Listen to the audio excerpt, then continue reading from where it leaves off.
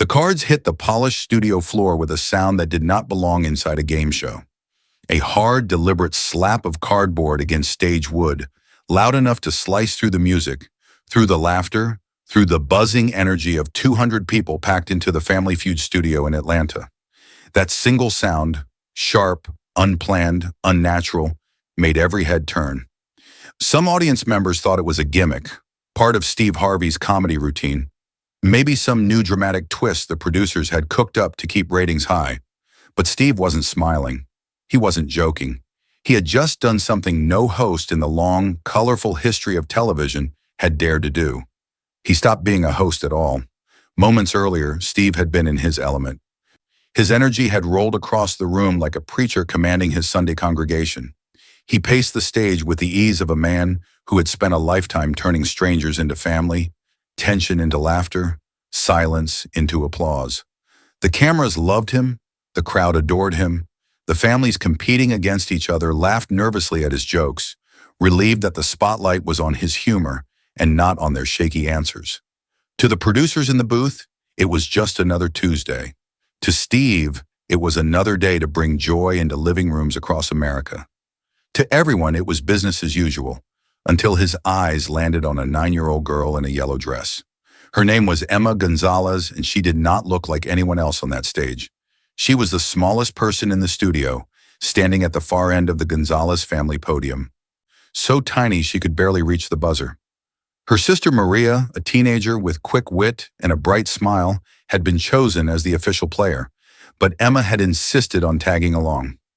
Family Feud didn't usually let children that young on stage, but exceptions were sometimes made when families begged. Today the producers had relented, and so there she was, a little girl framed by cameras, bright studio lights glinting off her yellow dress, ribbons neatly tied in her hair, by a grandmother who wanted her granddaughter to look perfect for television. At first, Emma blended into the happy chaos. She clapped when her family scored points. She giggled when Steve made silly faces. She even whispered an answer once, tugging at her sister's sleeve, her voice lost in the roar of applause when Maria hit the buzzer and nailed the top answer. To most of the audience, Emma was just a sweet extra detail, a reminder that this was a family show. But to Steve, she was different. He had noticed her from the moment she stepped on stage. He always did. Quiet children, especially those who carried themselves with a strange kind of composure, pulled at him like a magnet. Maybe because he had been one of them once. Maybe because he understood the way silence often hid stories too heavy for small shoulders. Whatever the reason, Steve found his eyes drifting toward Emma more than once, watching the way she observed everything. Not just the game, but the people, the crowd, the cameras, the way her family carried themselves. Her eyes were wide, watchful, far older than her 9 years. During introductions, Steve had knelt down to her level because he always did that with kids. "And who do we have here?" he'd asked, flashing that wide, warm grin that had charmed millions. "I'm Emma," she had whispered. "Emma. And how old are you, sweetheart?" 9. "And what do you want to be when you grow up?" There had been a pause. Not the shy, silly kind of pause kids usually gave when put on the spot, but a pause that seemed to stretch longer than it should. Finally, Emma's answer had come, soft but steady. "I want to help sick kids." The audience had melted into a collective awe. Steve had smiled back, but the way she said it stuck with him. Most children blurted out answers like astronaut, teacher, firefighter. But this little girl had said it with eyes that did not blink, with a weight that was too heavy for 9 years old. Steve moved on quickly to the next family member, but that answer lingered. Somewhere deep in the back of his mind, the show carried on. 2 rounds passed smoothly. The Gonzalez family surged ahead with clever answers, while the Richardson family from Memphis trailed but laughed heartily at their own blunders. Steve worked the stage like a master conductor, calling jokes, rolling his eyes at wrong answers, keeping the rhythm alive. Nothing felt unusual until the 3rd round began. The question was innocent. "Name something you might do to cheer up someone who's sad."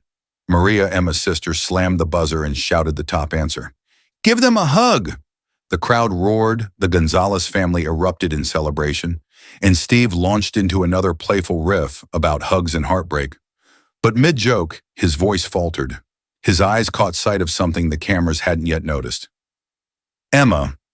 While her family clapped and cheered, Emma's small face was wet with tears, not the joyful tears of a child overwhelmed by excitement. These were different, heavy, silent, a waterfall she couldn't stop. Steve's instincts kicked in. He crossed the stage, flashing that calming smile, crouching beside her. "Hey, Emma, you okay, sweetheart? Pretty exciting, huh?" But when Emma lifted her eyes, Steve froze. This wasn't stage fright. This wasn't an overwhelmed child. It was pain, adult pain, ancient pain, in a 9-year-old's eyes. Her lips parted, trembling. Her voice was so faint that even the microphones nearly missed it. "Steve," she whispered, "can I tell you something?" Steve glanced at the cameras, the producers, the crowd still buzzing from Maria's answer. Every part of him screamed to keep the game moving, to wait for a commercial break, to stay inside the boundaries of television. But then, Emma's tears rolled down again. That was when Steve Harvey dropped his cards.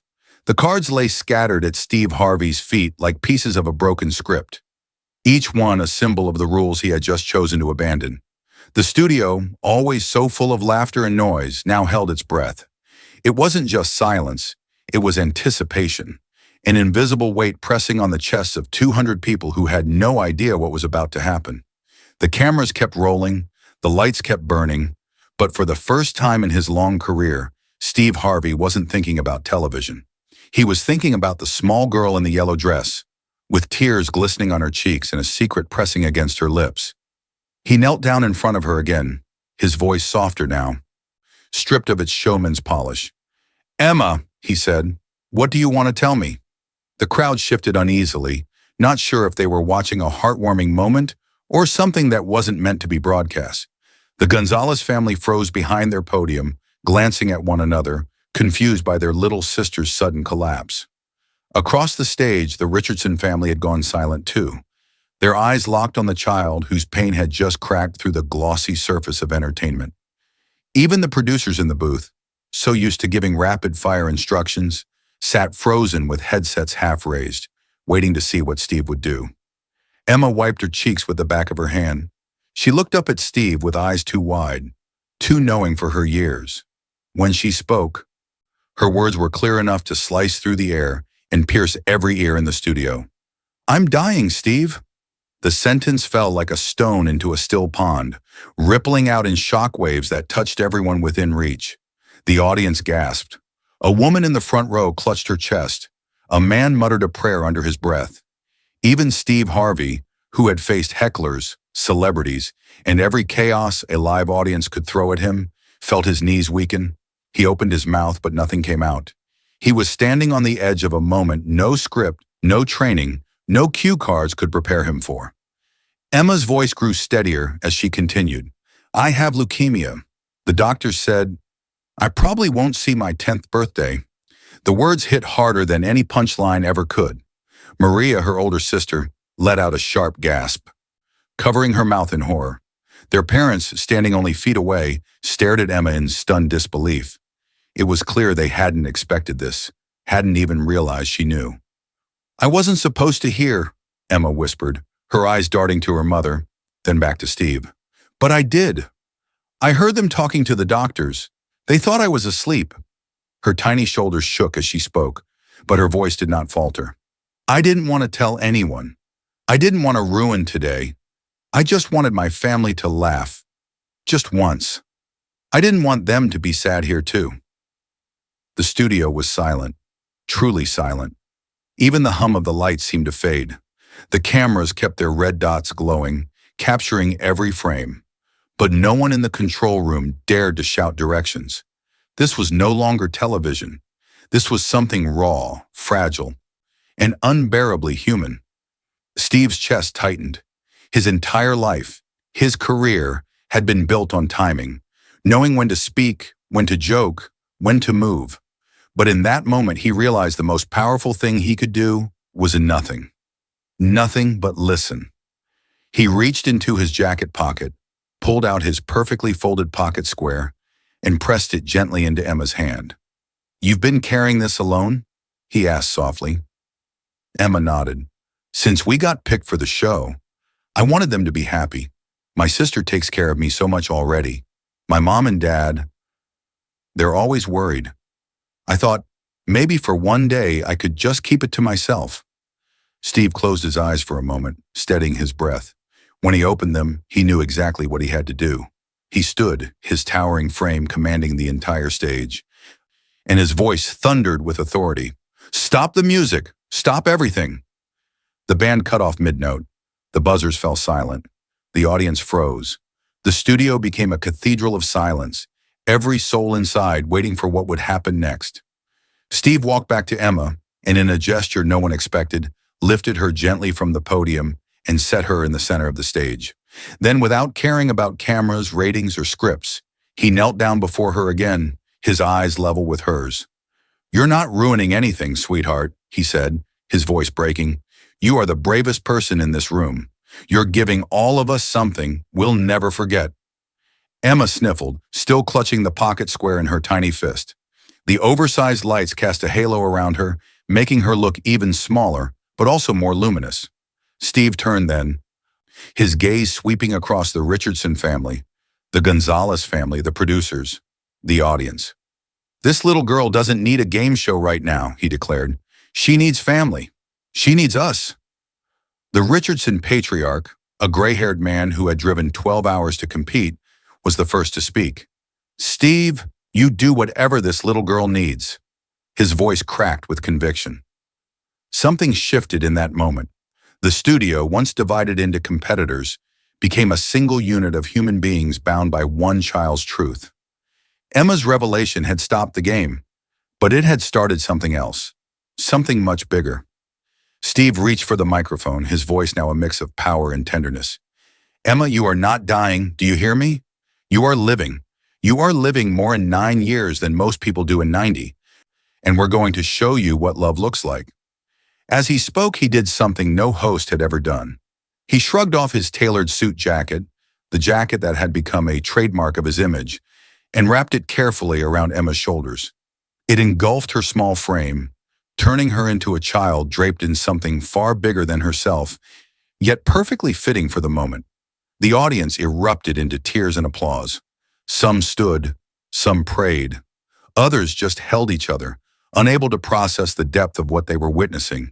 And there, in the middle of a game show stage that had turned into something resembling a sanctuary, a little girl in yellow, wrapped in Steve Harvey's jacket, found the courage to smile through her tears. It was the kind of smile that didn't belong to television. It belonged to life. The applause and tears still echoed through the studio, but Steve Harvey wasn't finished.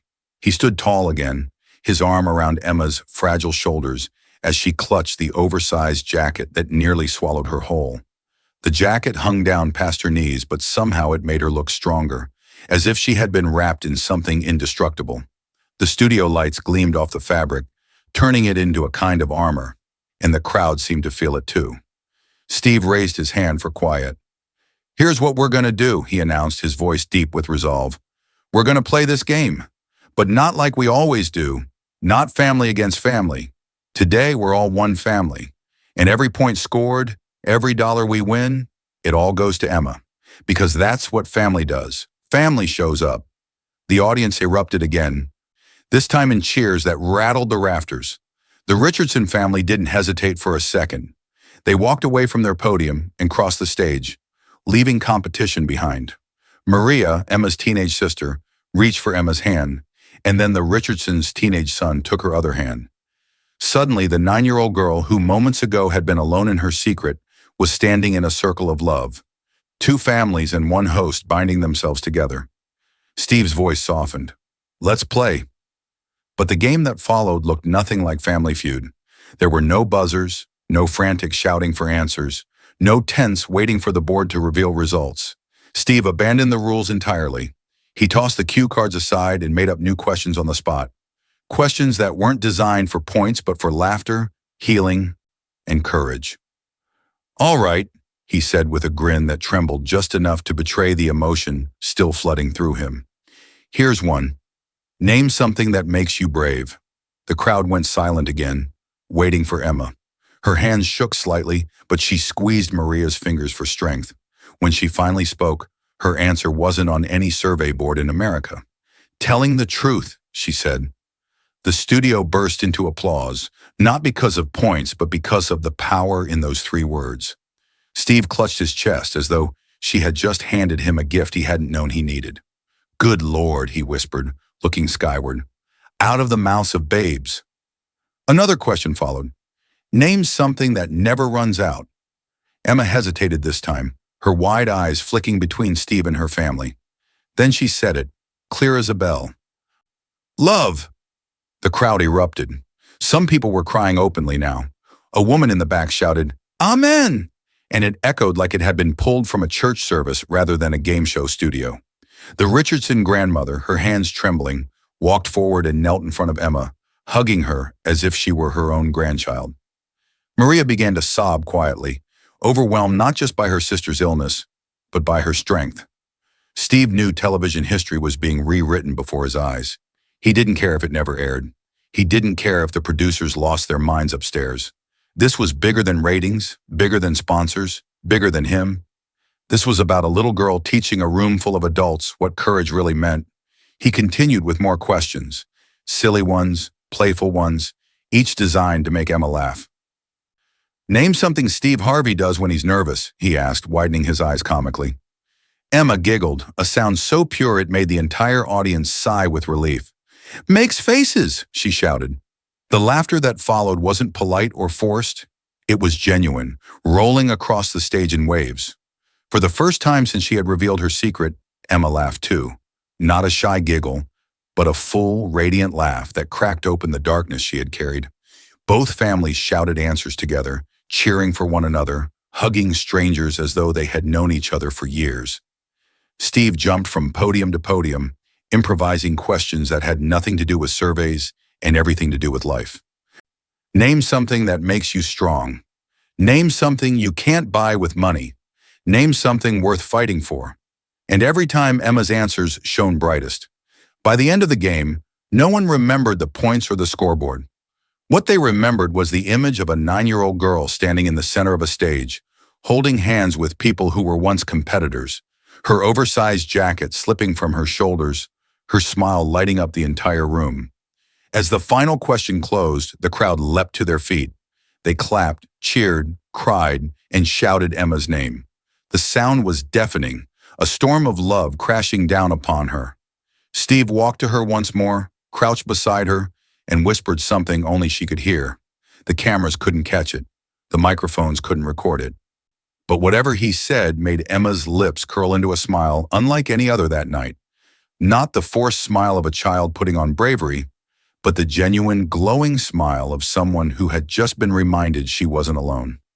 Later, backstage whispers would reveal that Steve had given Emma something else. The personal phone number tucked into her hand with his pocket square. You can call me anytime, he told her quietly, day or night. If you're scared, if you're sad, if you just want to laugh, I'll answer. The audience had no idea then, but what they had witnessed wasn't a game show. It was something else entirely. Something people would tell and retell as legend long after the lights dimmed and the cameras stopped rolling. And as Emma was lifted into her mother's arms, her head resting against the soft fabric of Steve Harvey's jacket, the applause still roaring around her. Everyone in the studio knew the same truth. This wasn't about winning or losing. It was about what happens when love, courage, and humanity step onto a stage and refuse to leave. The game had ended, but Emma's story was only just beginning. When the taping ended that night, the studio was different. The audience left in silence, some holding hands, some wiping their faces, as though they had just stepped out of a place of worship rather than a game show. Even the camera crew moved quietly, reverently, as they packed up their equipment. Something had happened on that stage, something fragile and unrepeatable, and no one wanted to be the one to break its spell. Backstage, Steve Harvey sat with Emma and her family. Maria clung to her little sister, still shaken that Emma had carried such a heavy secret alone. Their mother dabbed Emma's cheeks with tissues until Steve handed her a fresh pocket square. Their father, a man of few words, sat in silence with his hand on Emma's shoulder, his eyes glassy with tears. Steve stayed with them long after the producers tried to move him along, brushing away schedules and rehearsals as if they were trivial. "This ain't a show tonight," he told them firmly. "This is life, and life is bigger than any television stage." The producers eventually agreed to air the episode, though heavily edited. They knew they had something extraordinary, but they also knew they couldn't package grief and bravery into just 30 minutes without losing its truth. When it finally aired 3 months later, it became the most-watched Family Feud episode in history. But numbers were just numbers. What mattered was the outpouring that followed. Letters flooded in, donations poured into children's cancer research, and entire communities rallied around Emma's name. By the end of the year, over $2 million had been raised, much of it inspired by the sight of a child in a yellow dress, wrapped in a suit jacket too big for her. Emma's treatments were brutal. Chemotherapy drained her small body, radiation carved exhaustion into her face, and nights were filled with whispers of fear. But Emma carried something with her that most patients did not: a jacket folded neatly at the end of her bed. A reminder of the day she had stood in the middle of a stage and been told by Steve Harvey himself that she was living, not dying. Whenever she was scared, she pulled it around her shoulders and remembered the roar of the crowd chanting her name. Whenever the pain felt too big, she remembered Steve's words. Family shows up. Steve kept his promise too. He called, he visited, and when he couldn't, he answered her calls no matter the hour. Sometimes Emma called in the middle of the night, her voice trembling with fear, and Steve would make her laugh until she forgot where she was. Other times she just wanted to hear someone tell her she was brave, and every time he answered. Years passed. Emma's 10th birthday arrived, then her 11th, then her 12th. Each year marked another victory that the doctors once thought she would never see. On her 12th birthday, a box arrived at her door. Inside was a brand new suit jacket, tailored just for her. Tucked into the pocket was a handwritten note. From one brave person to another: keep fighting, keep loving, keep living. Uncle Steve. Emma wore it to her birthday party, the oversized sleeves rolled up to fit her growing arms, the words etched into her heart. By the time she turned 15, Emma was cancer-free. Her hair, once thinned by chemo, grew thick again. Her cheeks filled out. Her laughter returned in full. She kept Steve's first jacket framed in her bedroom, the yellow dress she wore that day folded neatly beneath it. Every year on the anniversary of the episode, she sent Steve the same text message: still living, still loving. Thank you for reminding me what brave looks like. Steve Harvey, for all his years in comedy, television, and fame, would later call that message the greatest gift of his career. "I thought my job was to make people laugh," he told an interviewer years later. "But that little girl showed me my real job is to help people be their best selves. She taught me more than I ever taught her." The story of Emma and the jacket became legend inside the Family Feud community. New employees were told about it during training, not as a rating success, but as a reminder of what the show could be at its very best. The footage of that day, raw and uncut, remained locked away in the archives, whispered about as one of the most powerful pieces of television ever recorded. Those who had been in the audience that day described it not as a game show taping, but as a miracle. Emma's family still gathered around the television each night to watch Family Feud. It had become their ritual, their anchor, their way of remembering not just the moment on stage, but the lesson behind it, that love shows up in the most unexpected ways. Sometimes in a buzzer, sometimes in a question, sometimes in a jacket handed to a frightened little girl. Steve still carried a pocket square in his jacket, crisp and white, ready for anyone who might need it. Just in case another Emma walked onto his stage, carrying a secret too heavy for small shoulders. Just in case another child needed to be reminded that courage isn't about being fearless, it's about telling the truth when it's hardest to speak. And every so often, when the lights dimmed and the cameras turned off, Steve thought back to the sound of those cards hitting the floor, the silence that followed, and the 3 words that changed everything. "I'm dying, Steve." But those words had not been the end of Emma's story. They had been the beginning. Because that day, on a stage meant for games, a child taught the world a truth far greater than any survey answer, that life is not measured in years or points or prizes. It is measured in love, in courage, in the moments we dare to tell our truth. And somewhere in a bedroom framed with memories, a jacket still hangs.